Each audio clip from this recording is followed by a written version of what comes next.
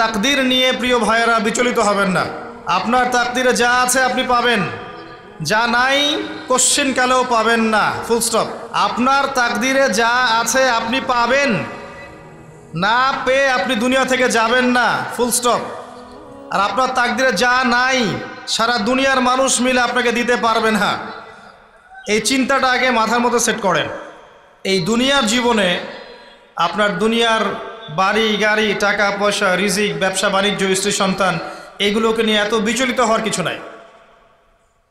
আপনার আমার তাকদিরে যা লেখা হয়েছে এর একটা দানা আপনি বেশি খেয়ে পৃথিবী থেকে যাবেন না। আর আপনার আমার রিজিকে যা আছে তার এক চুল রেখে আপনি দুনিয়া থেকে যাবেন না। এটাই চূড়ান্ত সত্য কথা।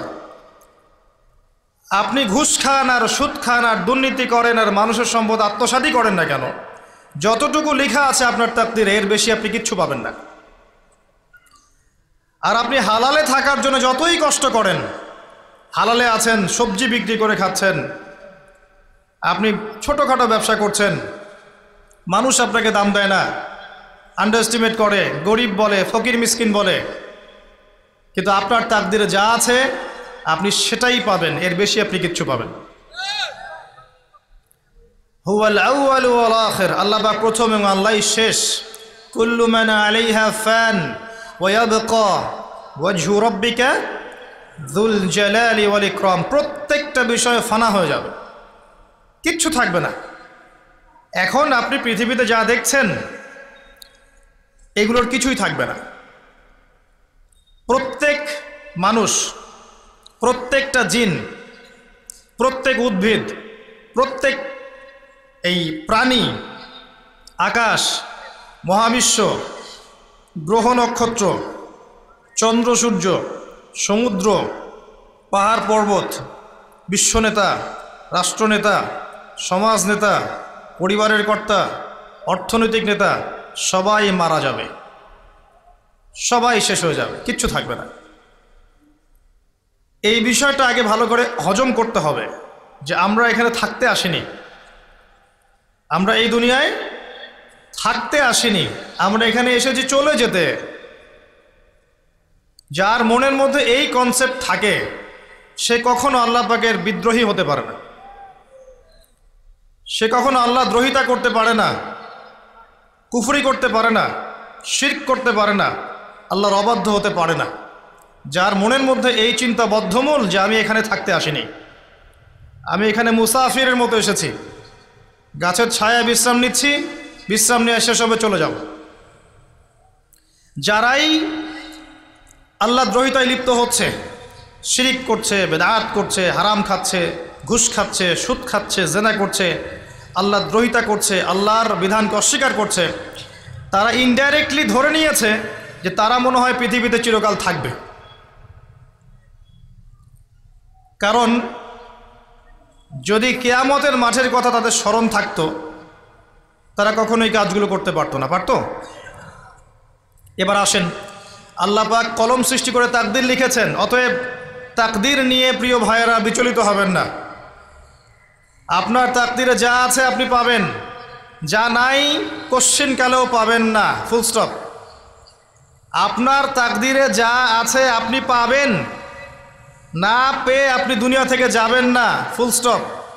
আর আপনার তাকদিরে যা নাই সারা দুনিয়ার মানুষ মিলে আপনাকে দিতে পারবেন না। এই চিন্তাটা আগে মাথার মধ্যে সেট করেন। এই চিন্তা যার মধ্যে ইনস্টল করা আছে সে আত্মহত্যা করে না কখনো, সে হতাশ হয় না কখনো, সে ভয় পায় না, আল্লাহর পথে চলতে গিয়ে পিছু পা হয় না, সে জালেমের সামনে মাথা নত করে না। যার মাথায় এই চিন্তা আছে যে আল্লাহ যা লিখেছেন এটা হবে, যা লিখেন নাই সারা দুনিয়ার মানুষ মিলে সেটা হবে না, সিম্পল। এর মধ্যে আল্লাহ পাক পরীক্ষায় ফেলবেন, ওই বিষয়টা ডিফারেন্ট।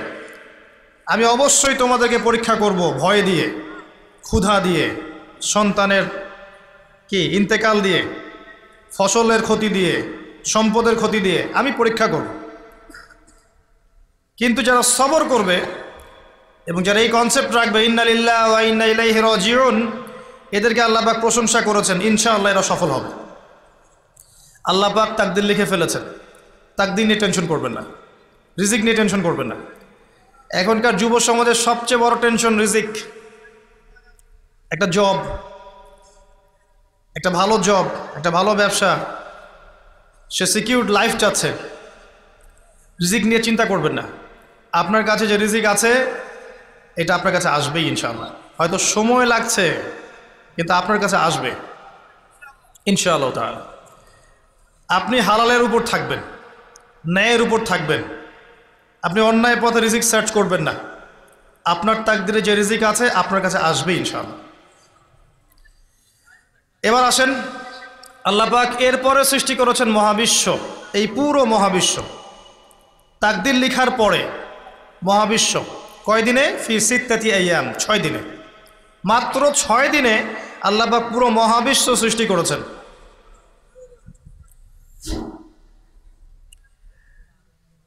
হুয়াল্লাযী খালাকাস সামাওয়াতি ওয়াল আরদা ফি সিত্তাতি আইয়াম সুম্মা ইসতাওয়া আলাল আরশ। সূরা হাদীদের মধ্যে একটা আছে, তিনি সে আল্লাহ যিনি এই মহাবিশ্ব সৃষ্টি করেছেন 6 দিনে, এরপরে আরশের উপর সমাসীন হয়েছেন। আল্লাহ পাক এর একদিন আমাদের একদিনের মতো নয়, বরং কিয়ামতের মাঠে যেদিন আমরা দাঁড়িয়ে থাকব এই দিনটা হবে আল্লাহর হিসেবে 50,000 বছরের সমান। মানুষ অস্থির হয়ে থাকবে, বিচার শুরু হচ্ছে না কেন। অপেক্ষা করা কাজটা খুব যন্ত্রণাদায়ক, তাই না? কারো জন্য অপেক্ষা করা, অপেক্ষা করে আছেন, 1 ঘন্টা পর আসবে, এলো না, আপনি অস্থির হবেন। 2 ঘন্টা পর এলো না, 10 ঘন্টা পর এলো না, আপনি অস্থির হবেন, পায়চারি করবেন, বই পড়বেন, নাস্তা খাবেন, হাঁটাহাঁটি করবেন, আপনি ব্যাকুল হয়ে যাবেন। অপেক্ষা করা একটা ডিফিকাল্ট কাজ। কিয়ামতের মাঠে মানুষ 50,000 বছর অপেক্ষা করবে, বিচার শুরু হচ্ছে না কি জন্যে।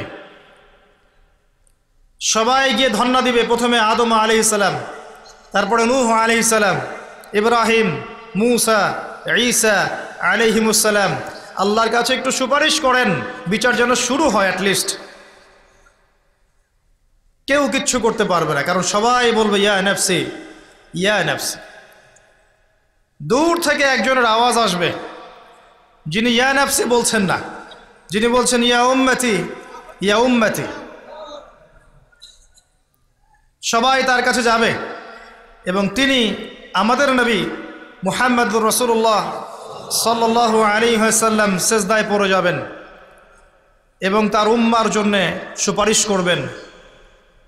উম্মার কবিরা গুনাহগার ব্যক্তিদেরকে সুপারিশ করে তিনি জান্নাতে নিয়ে যাবেন ইনশাআল্লাহ। আল্লাহ তাকে ওয়াদা করেছেন, হে নবী, তোমার উম্মতের কোনো ব্যক্তি যদি শিরিক না করে আমার সামনে উপস্থিত হয় আমি তাকে মাফ করে দেব ইনশাআল্লাহ। হাদিসে কুদসির মধ্যেও আছে যে হে আদম সন্তান, তুমি যদি দুনিয়ার সমান পাপ নিয়ে, আসমান জমিন সমান পাপ নিয়ে আমার সামনে দাঁড়াও, কিন্তু আমার সাথে কাউকে শরিক করনি, তাহলে আমি আল্লাহ তোমার সামনে আসমান জমিন সমান ক্ষমা নিয়ে উপস্থিত হব ইনশাআল্লাহ। শোনেন, 1000-999 জন মানুষ জাহান্নামে যাবে, প্রতি 1000-999 জন মানুষ জাহান্নামে যাবে। সহিহ বুখারীর হাদিস 4 বার এসেছে। এখানে ইকুয়েশনটা এমন না যে ম্যাথামেটিক্যালি ক্যালকুলেট করতে হবে, এমন নয়। এটা দিয়ে আধিক্য বোঝানো হচ্ছে, বেশিরভাগই জাহান্নামে যাবে। এই কথা আল্লাহ পাক কিন্তু সূরা আরাফের মধ্যেও বলেছেন 179 নম্বর আয়াতে, ওয়ালাকাদ যারানা লিজাহান্নামা কাসীরাম মিনাল জিন্নি ওয়াল ইনস। একই বিষয়ে কোরআন হাদিস পরস্পর মিলে যায়। এখানে একটা বিষয় বুঝতে হবে, আল্লাহ পাক বলেছেন সূরা নিসার মধ্যে, ইন্নাল্লাহা লা ইয়াগফিরু আন ইউশরাকা বিহি ওয়া ইয়াগফিরু মা দুনা যালিকা লিমান ইয়াশা। আল্লাহ পাক তার সাথে শিরকের গুনাহ মাফ করবেন না, এছাড়া যে কোনো গুনাহ আল্লাহ পাক যাকে ইচ্ছা মাফ করতে পারেন। তার মানে যে বেশিরভাগ মানুষ জাহান্নামে যাচ্ছে তাদের আমল নামায় কোন পাপ থাকতে পারে? কথা বোঝা যাচ্ছে কি?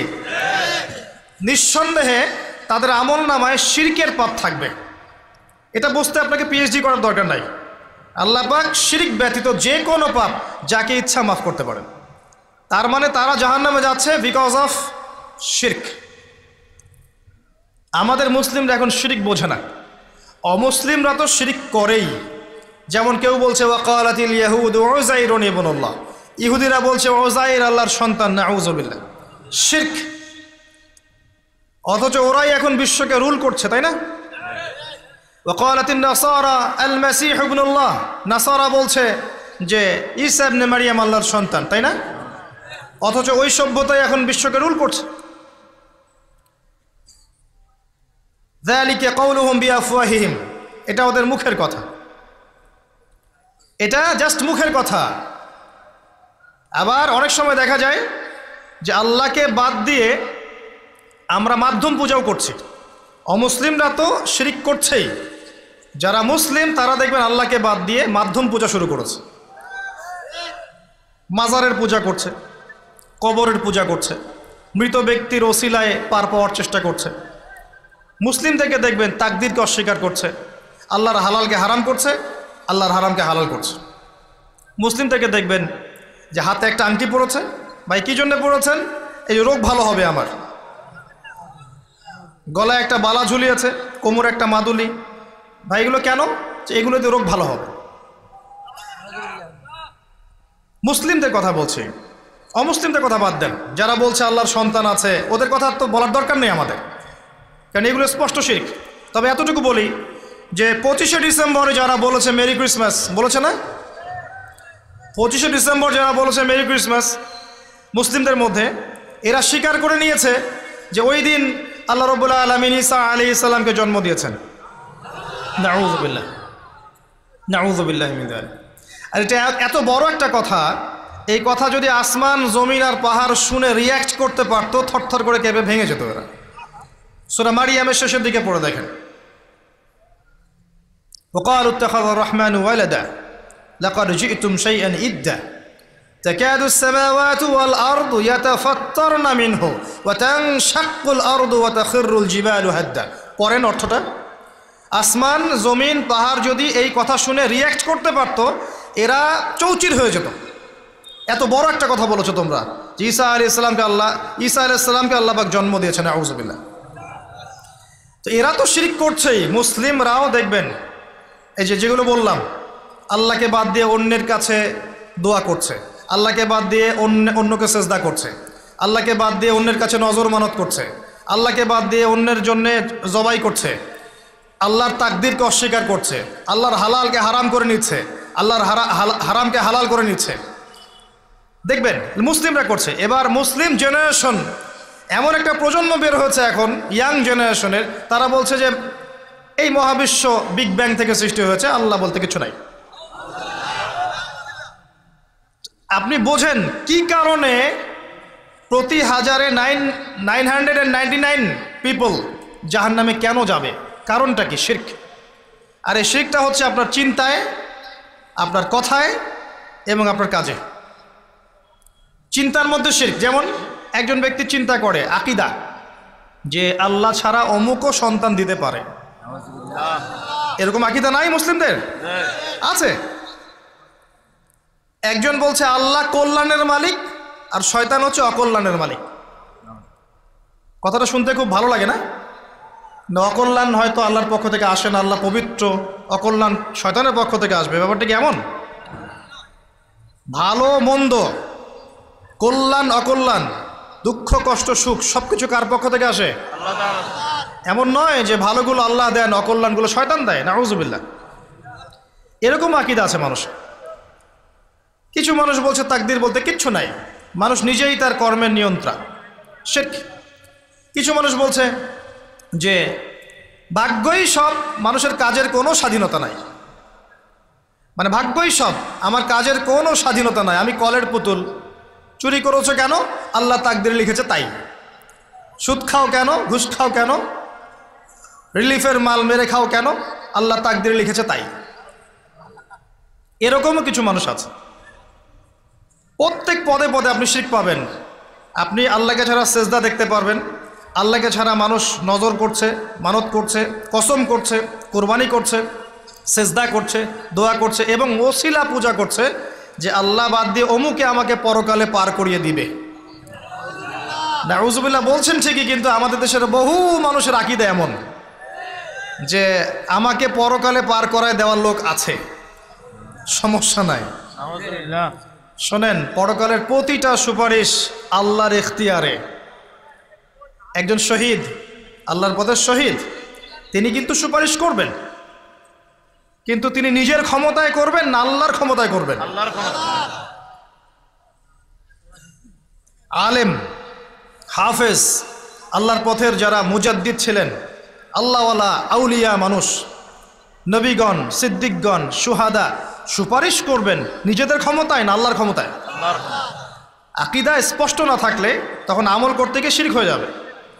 আর শিরক হলেই কি হবে? ওই যে বললাম, প্রতি হাজারে 999 জন মানুষ জাহান্নামে যাবে।